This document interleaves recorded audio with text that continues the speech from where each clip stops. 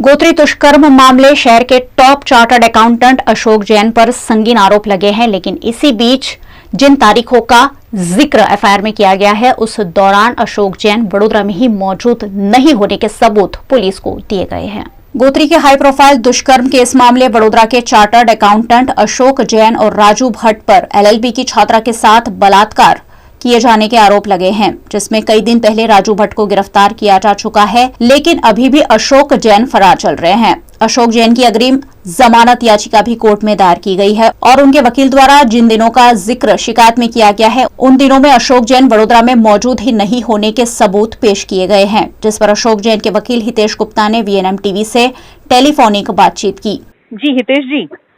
अशोक जैन के जो आपने प्रूफ जारी किए हैं लखनऊ होटल और एयर इंडिया टिकट के, उस मसले पर क्या कहेंगे और इसके बिहाफ पे क्या होगा अब? देखिए, ये एविडेंस जो है वो आज हमारी जो अग्रिम जमानत की याचिका थी उसमें हमने ये सारे बातें कोर्ट के समक्ष पेश की है, क्योंकि कल जो हलफनामा आईओ की तरफ से मतलब पुलिस की तरफ से जो हलफनामा बेल न देने के लिए जो रखा गया था उसमें ये बताया गया था पुलिस की तरफ से कि एलिज्ड जो रेप है, जो इंसिडेंट का जो एलिगेशन है वो अशोक जैन ने 2 तारीख को या 3 तारीख को, 3 सितंबर को, मतलब 2 या 3 तारीख का इंसिडेंट बताया गया है। जी। तो इसके लिए हमने ये एविडेंस कोर्ट के समक्ष आज पेश की है कि 1 तारीख की सुबह की फ्लाइट से अशोक जैन यहाँ से निकल गए थे दिल्ली के लिए और दिल्ली से लखनऊ की फ्लाइट ली है और 3 तारीख को उन्होंने होटल से चेकआउट किया है, वापस दिल्ली आए हैं और 4 तारीख की अर्ली मॉर्निंग वो बड़ौदा रिटर्न हुए हैं। मतलब आईओ के इन्वेस्टिगेशन में ये जो 2 तारीख या 3 तारीख का अगर इंसिडेंट मान लेते हैं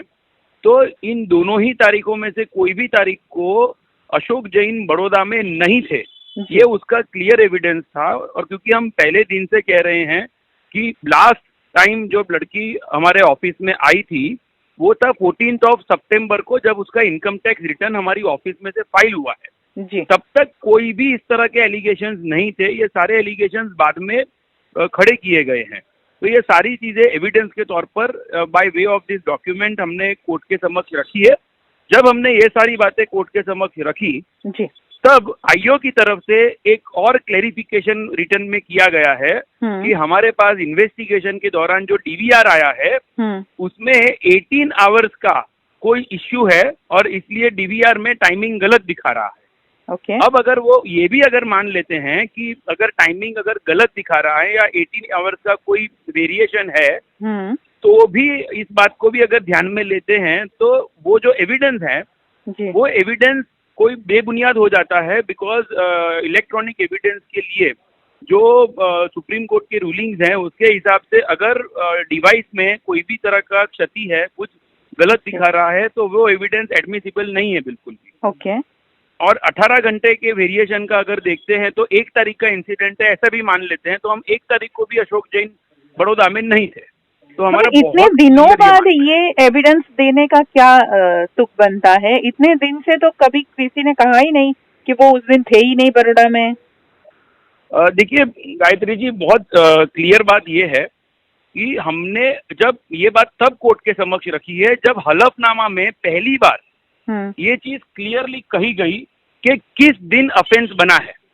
अभी तक एफआईआर के अंदर जो भी कोई बात थी उसकी तो हमने क्लैरिफिकेशन एक स्टेटमेंट के तौर पर 2 सितंबर को दे दिया था, जो एफआईआर में जो बातें बताई गई थी। इसमें हमने बताया था कि राजू भट्ट, जो लड़की कहती है कि हमने राजू भट्ट से मीटिंग करवाई, तो एक्चुअली राजू भट्ट से हमने ना कभी फोन पर बात की, ना राजू भट्ट कौन है ना हम जानते हैं इस बात को। ये सारी चीजें हम पहले ही ऑलरेडी रख चुके हैं और अब राजू भट्ट के ही इन्वेस्टिगेशन के दौरान ये बात आ चुकी है कि राजू भट्ट तो इस लड़की को कई महीनों से जानता है, मतलब हमें मिले उससे भी पहले से जानता है। तो राजू भट्ट की हम पहचान करवाए वो बिल्कुल बात झूठी साबित हो रही है अभी तक के इन्वेस्टिगेशन में। तो ये पहले हमने रखी। आज हम ये बात इसलिए रख रहे हैं कि कल के ही हलफनामे में, कल जो एफिडेविट कोर्ट में पेश किया गया है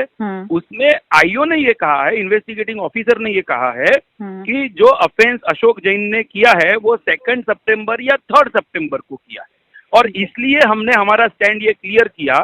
कि ये हमारी एयरलाइन टिकट, हमारा होटल का डिटेल जिसको आईओ चाहे, हमने कॉपी आईओ को ऑलरेडी दे दी है, आईओ वेरीफाई कर सकते हैं कि हम लखनऊ गए हैं कि नहीं गए। जी जी जी, तो आपको क्या लगता है ये एविडेंस देने के बाद में इसके सामने क्या कोर्ट रिप्लाई देगी, क्या एक्शन लेगी? देखिए, हमें अभी तो मैटर अब सब्जुडाइज है, कोर्ट ने 8 तारीख को अपना निर्णय देने वाली है, लेकिन हमें न्याय तंत्र पे पूरा भरोसा है। अशोक जैन के पास पहले से पासपोर्ट था, उसके बावजूद भी उसने कभी इंडिया छोड़ने का डिसाइड नहीं किया। उसको जुडिशियल सिस्टम पे पूरा